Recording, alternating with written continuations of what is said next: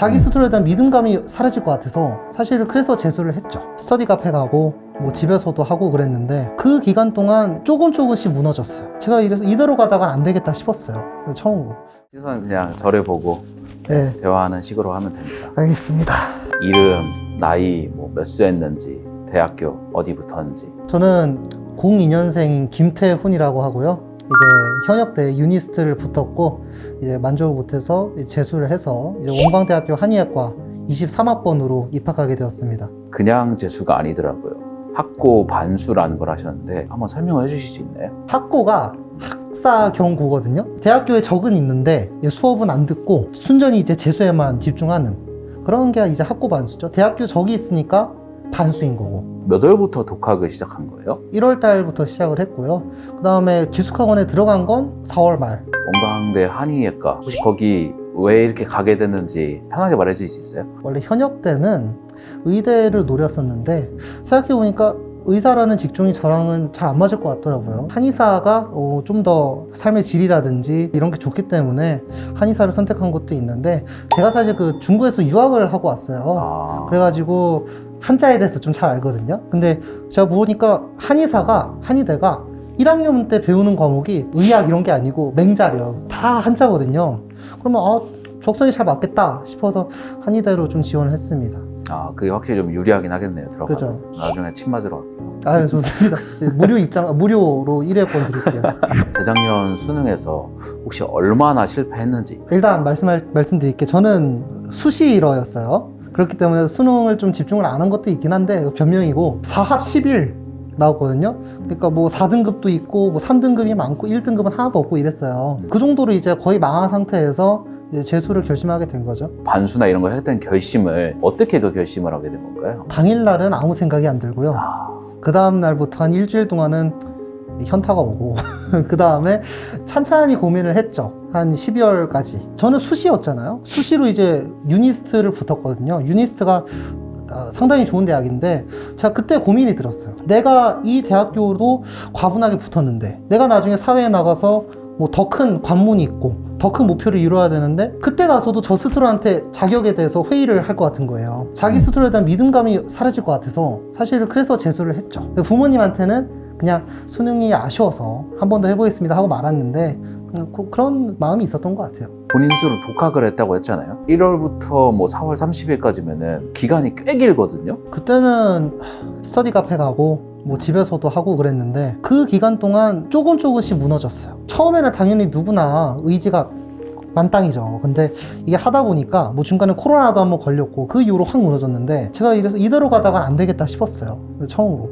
그래서 독학기숙학원을 찾게 되었는데 인터넷에 찾아보니까 독학기숙학원이 우리나라에 정말 좋은 데를 보면은 몇 군데 없는 거예요. 왜 SN을 선택을 했느냐 하면은 기본적으로 SN이 역사가 좀 깁니다. 그리고 합격자도 꽤 되고 다른 뭐 경쟁 그런 데보다 인원도 적절해요. 제가 가장 여기를 선택한 이유는 2층 침대가 없었어요. 왜 이게 중요하냐면 저 같은 경우는 좀 겁이 많고 그래서 뭐 낙상을 할 수도 있고 또 2층 침대 가면 불편하거든요. 제가 중학교 때 유학을 했다 그랬잖아요. 그때 기숙사를 다녔었는데 제가 그때 2층 침대였어요. 그래서 잘 아는데 2층 침대는 불편해요. 에어컨이 가까이 있을 수도 있고 뭐 먼지가 날릴 수도 있고 그러거든요. 그래서 2층 침대를 원하지 않으면 우리 SN으로 오시라 라는 말씀 드립니다. 2층 침대가 생각보다 컸군요. 학생한테는. 2층 침대가 다른 경쟁사 다 있어요. 2층 침대가. SN만 유일하게 한 방에 3개인데 2층 침대 안 쓰고 그러니까 방도 넓거든요. 조금. 네, 그런 점도 있고. SN을 그 정보를 찾을 때는 혹시 어떤 채널을 많이 봤어요? 뭐 수만위 그리고 SN 유튜브 채널 거기서 합격자들 인터뷰하는 거 봤어요. 제가 지금 여기서 하고 있는데 그분들이 말씀하시는 게 다 좀 혹하더라고요. 밥도 맛있다고 하니까. 맛있던가요? 네. 살짝 애매한 답변이긴 하지만 맛있는데 야채가 없어요. 야채가 약간 부족해서 그래서 그것 빼면은 완벽했다. 보통 뭐 다른 학원은 고기 안 줘가지고 불만인데 고기 너무 많이 줘서 안 돼요. 고기만 줘서 불만이다. 제 친구 중에 이제 까마른 애가 있거든요. SN 나갈 때쯤이면은 자기는 뭐 모르던데 약간 통통해졌어요. 밥이 너무 맛있기 때문에. 올해는 샐러드바도 만들었다고 하면 그렇다고 1년 더 하기 싫잖아요. 그러면 안 되죠. 그러면 안 되죠. 저 후배로 들어오시는 분들은 이제 야채도 먹을 수 있습니다. 혹시 그 비용에 대해서는 고민이 됐나요? 좀 비싸지 않았어요? 기본적으로 싼 편입니다. 왜냐하면 독학 기숙학원만 고려할 게 아니잖아요. 독학도 있고 제종도 있고 그런 것들 다 고려하다 보면은 기본적으로 독학 기숙학원의 장점이 비용도 있어요. 왜냐하면은 수업이 없기 때문에 기본적으로 수업료가 한 몇백만 원 되는 게 그냥 없는 거고, 거기에 더해가지고 여러 가지 장학금 혜택도 주고요. 예스는 그렇기 때문에 되게 합리적인 선택이었다라고 저는 생각을 하고 있습니다. 그 입소를 할 때 준비물로 뭐 학원에서 뭐 챙기라고 하거나 본인이 뭐 챙겼던 거 있나요? 입소를 할 때 제가 꿀팁을 몇 개 드리겠습니다. 거기 SN 홈페이지에 챙겨야 되는 물품은 하나도 빠지면 안 돼요. 하나도 없으면 되게 불편해요. 수건 같은 경우 많이 챙겨오시면 좋아요. 왜냐하면 SN이 뭐 지금은 어떨지 모르겠는데 빨랫날이 정해져 있거든요. 일주일에 2번이에요. 그러니까 적어도 한 번 옷을 벗으면 한 3일 정도는 그 옷을 다시 못 입어요. 그건 수건도 마찬가지거든요. 샤워를 해서 하루에 1개를 쓴다고 쳐도 저는 하루에 2개씩 썼는데 그게 로테이션이 안 될 수가 있어요. 적으면. 그렇기 때문에 저 같은 경우는 수건을 한 10몇 장 정도 가져왔던 것 같아요. 그리고 자기만의 베개는 그게 뭐냐면 그 목베개거든요. 이게 공부하다 보면은 이렇게 되니까 목이 이게 거북목이 되고 이게 디스크가 생길 수가 있어요. 그러니까 목베개를 챙겨오시면 좋습니다. 그거는 홈페이지에 없죠. 근데 제가 알기로 제 룸메이트는 다 썼어요. 제가 룸메이트를 한 4명 정도 만나봤는데 한 명도 안 빼고 다 썼거든요. 그래서 목베개를 가져오면 잠자기 한 10분 전에 땅바닥에 누워가지고 이렇게 하고 있으면 정말 좋습니다. 그거 꼭 하는 걸 추천드려요. 네. 옷은 혹시 어느 정도로 가져왔어요? 의외로 옷을 같은 옷 계속 입고 그럽니다. 옷은 남자애들 경우에 여자애들은 모르겠어요. 그 계절에 맞는 옷을 가져오고 뭐 계절마다 바꾸고 그럴 수도 있는데 사실 SN이 계절은 바뀌지만 그냥 날씨는 똑같아요. 그렇죠. 내부는 사실 뭐 비슷하죠. 그리고 외부로 갈 일이 없어요. 운동장 가서 운동하는 거 빼고는. 그리고 SN에서 자체 그 제작복도 있거든요. 그거 뭐 구매해서 입어도 되고요. 옷은 의외로 많이 안 챙겨와도 된다. 7벌 정도? 그걸로도 사실 평생 쓸 수 있다. 남자애들 경우에는. 그럼 내부에서 택배 보내고 이런 거는 좀 자유로운 편인가요? 네, 자유롭습니다. 택배를 받는 거는 정말 쉽고요. 보낼 때도 선생님께 부탁드리면 보내줘요. 저는 한 번도 안 해봤지만 그렇다고 하더라고요. 입소 첫날에 한번 그 얘기를 한번 들어보고 싶거든요. 느낌이 어땠나요? 내가 그 중국에 있을 때 생활을 또 하는구나. 솔직히 이 생각을 했어요. 근데 대부분의 학생들은 처음일 거 아니에요? 그 학생들에 위해서 제가 팁을 하나 드리면 되게 바쁠 거예요. 막 짐 놓고 거기 가면은 뭐 엘리베이터 타고 왔다 갔다 하고 거기 지리도 잘 모르거든요. 그래서 첫날에 뭐 무슨 간식 먹으러 간다 그랬는데 제가 늦게 나가니까 애들이 다 떠나니까 혼자 가야 되는데 어떻게 간지 모르는 거예요. 그러니까 첫날은 빠릿빠릿하게 움직여라. 그리고 애들이 어디 단체로 우르르 가면 너도 같이 가라. 동선에 따라가라. 동선 무조건 따라가는. 그리고 입소하는 날 혼자가 아닐 거예요. 다 여러 명 같이 있을 거예요. 그래서 그분들하고 말 좀 틀 수도 있고 그러면 됩니다. 이제 들어가면 시간표가 나오잖아요. 아침에 몇 시에 일어나요? 6시 반. 바로 공부를 시작하나요? 아니면 아침을 먹나요? 어떻게? 아침 먹고 시작을 하죠. 일정이 어떻게 되냐면 짧게 말씀을 드리면 일단 종이 울립니다. 잠을 자다가 뭐 되게 이상한 종이 하나 울려요. 그러면 깨고 그 다음에 아침밥을 바로 먹으러 갈 수가 있는데 대부분의 한 3분의 2는 그냥 다시 자요. 그러니까 자도 돼요. 그리고 밥을 먹고 하면 7시 한 40분인가요? 그때쯤부터 공부를 딱 시작을 해야 돼요. 그냥 그때까지 양치 다 하고 샤워하고 옷 갈아입고 뭐 가는 데 시간 얼마 안 걸리거든요. 그래서 준비하고 7시 40분부터 이제 8시 반까지인가요? 영교시가 시작이 되고 그 다음에 뭐 텀이 한 10분 쉬고 또 10시까지 공부하고 20분 쉬고 뭐 12시 10분인가까지 공부를 또 하고 그리고 밥 먹으러 가거든요.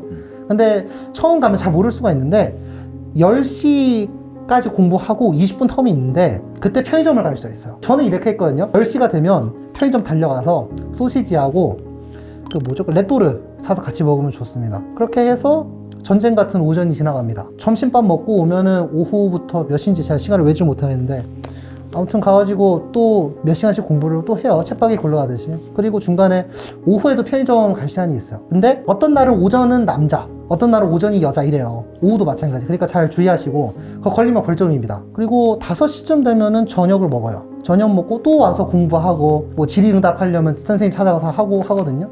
그러다 보면은 순식간에 그냥 잘 시간이 돼요. 독서실에 나와서 10시 한 40분인가 30분인가 그때 이제 끝나는 걸로 이제 자는 거죠. 밤에 혹시 추가적으로 자습을 원하는 학생들은 할 수 있나요? 할 수 있죠. 저도 했었어요. 10시 반에 소등이 끝난 다음에 추가로 1시간인가 더 할 수가 있어요. 생각보다 많은 학생들이 해요. 하면은 되게 좋습니다. 오늘 공부 제일 열심히 했어 이런 보람도 느낄 수가 있고 오늘 부족했던 공부도 채울 수가 있으니까 그렇다고 몸 너무 훼손시키면 안 되니까 적절하게 알아서 하시면 됩니다. 저녁 시간을 활용해가지고 뭐 운동하는 학생들도 있고. 그 양평 SN 들어오는 길에 강 하나를 건너야 돼요. 그 강에 다리가 있는데 그 다리가 산책로예요. 남자애들이 쫙 나와요. 그럼 거기서 이제 강을 보는데 되게 멋져요. 햇빛이 강물을 이제 타다다 비치는데 이게 타다다 튀니까 파도 보는 것처럼 되게 좀 마음이 안정되는 그런 효과가 있습니다. 저는 산책을 많이 했고 운동 같은 거는 많이 안 했던 것 같아요. 운동하면 체력이 빠지기 때문에. 혹시 청소 빨래는 그러면은 SN에서 아예 그냥 다 도맡아서 해줘 버리는 건가요? 네, 맞아요. 청소는 기본적으로 깔끔하게 뭐 흘린 거 있으면 닦아주고 방역을 되게 많이 쳐요. 왜냐면은 양평 그 독학기숙학원이 근처가 산이에요. 이 기숙학원이 있으면 산이 이렇게 돼 있어가지고 벌레들이 엄청 많아요.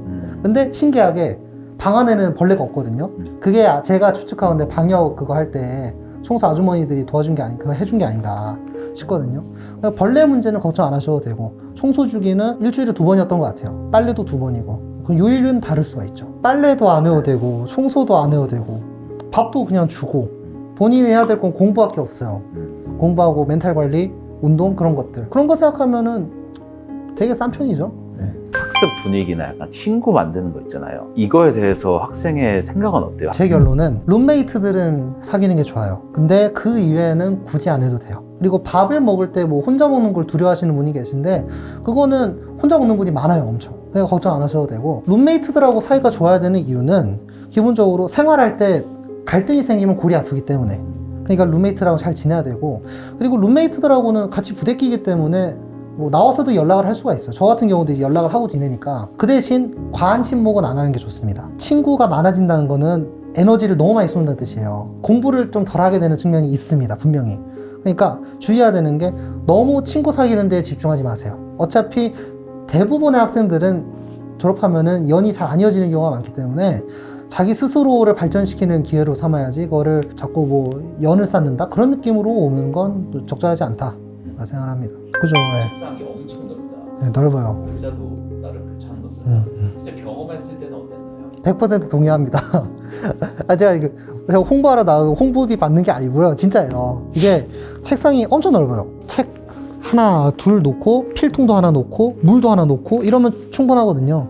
정말 책상이 넓고 단단합니다.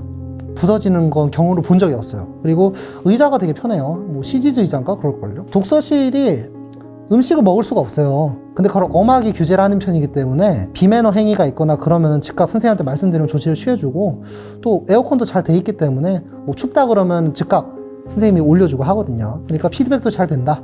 네, 불편한 건 거의 없어요. 진짜 조용해요. 쥐 죽은 듯이. 계신 선생님이 좀 종류 파트별로 나눠서 계시잖아요. 그렇죠. 네. 그 선생님들에 대해 조금 설명을 해주실 수 있나요? 선생님이 두 분류가 있습니다. 첫 번째는 학습단위 선생님. 그리고 두 번째는 생활관리 선생님이 계세요. 근데 생활관리 선생님의 경우에는 그 독서실 하나에 한 명이 이렇게 붙는 시스템이고요. 그래서 1독서실이면 뭐 누구누구 실장님 이렇게 계시는 거고 실제로 더 많이 마주치는 거는 학습단위 선생님이에요. 학습단위 선생님이 이제 일주일에 한 번씩 상담을 하거든요. 원할 때마다 주기를 조정할 수가 있어요. 상담을 하게 되면 이번 주에 너가 얼마나 공부를 했고 과목별로 다 엑셀에 칩니다. 그래서 국어는 뭐 누구누구 선생님의 누구누구 강의를 뭐 몇 페이지부터 얼마를 풀었다 이런 거를 다 마치 회계 정리하듯이 적거든요. 그리고 너 그럼 이번 주 이만큼 했으니까 다음 주에는 뭐뭐 할래? 이러고 선생님하고 상의를 해서 계획을 같이 짜는 거예요. 계획을 같이 짜면서 다음 주까지 이거 우리 지켜오기로 하는 거다 하는 거죠. 그러면은 동기부여가 기본적으로 많이 되고요. 그 다음에 계획을 짜면서 좀 마음이 편해지는 게 있어요. 대화를 하다 보니까 되게 그게 좀 힐링의 시간이 됩니다. 그러니까 일주일에 한 번씩 꼭 하는 걸 추천드리고 뭐 힘들 때, 뭐 정신적으로 좀 뭐 버티기 어려울 때, 뭐 그럴 때도 찾아가셔도 됩니다. 그런 선생님이 저 박기영 선생님이었거든요. 그 선생님은 뭐 과자 같은 것도 마음대로 먹으라고 놔둬주시고 뭐 캔디도 뭐 가져가도 되니까 그거 먹으면서 기운 차리시면 돼요. 그리고 지리응답 선생님이 계세요. 지리응답 선생님이 이제 각 과목별로 계셔서 뭐 모르는 게 있으면 가서 물어보면 됩니다. 근데 선생님들이 질문 정말 술술 다 말씀해 주시고 제가 어려운 수학 문제를 하나 몰라가지고 여쭤본 적이 있는데 그것도 막힘없이 그냥 핵심을 탁 짚어주세요. 그 선생님들은 정말 최고 수준이시다. 그러니까 믿고 오시면 됩니다. 샌드박 기숙학원 뭐 장점만 계속 나오는데 예. 조금 아쉬웠던 점은 없나요? 야채. 아, 야채. 되게 좋나 보다. 야채가 없는 게 좀 아쉬웠어요. 근데 지금 샐러드바 생겼다면서요. 그러니까 그거는 단점이 아니네요, 이제는. 어느 날 뭐 수학 모의고사 하나를 봤어요. 점수가 뭐 70 몇 점 나왔어요. 그러면 그날 하루 종일 공부가 안 돼요. 또 다음 날에 뭐 국어 모의고사를 봤어요. 95점이 나왔어요. 아, 너무 기뻐서 수능 때도 이 성적이 나올 거라고 생각해서 공부를 또 안 해요, 그냥. 이렇게 반복되는 순간이 있습니다. N수의 의미는 그 당시에는 찾을 수가 없는 것 같아요. 물론 찾는 분이 계시겠지만 제 생각은 모든 게 다 끝이 났을 때, 수능도 끝이 나고 대학교도 뭐 합격을 하고 뭐 등록금 내고 했을 때 그 무렵쯤에 가서야 알게 됩니다.